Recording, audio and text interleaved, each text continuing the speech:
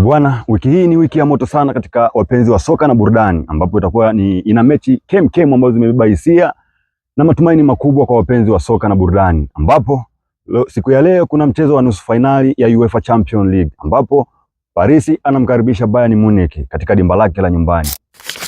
Lakini pia siku ya tarehe 29 tutashuhudia nusu fainali ya UEFA ambapo Atletico Madrid atamkaribisha Arsenal majira ya saa 4 kamili usiku katika dimba la Metropolitan. Lakini siku hiyo hiyo ya tarehe 29 burudani bado haijakata. Tutaenda kushuhudia mchezo wa fainali ya Muungano Cup visiwani Zanzibar, ambapo Simba na Yanga watakutana katika fainali hiyo majira ya saa 2:15 kwa saa za Afrika Mashariki.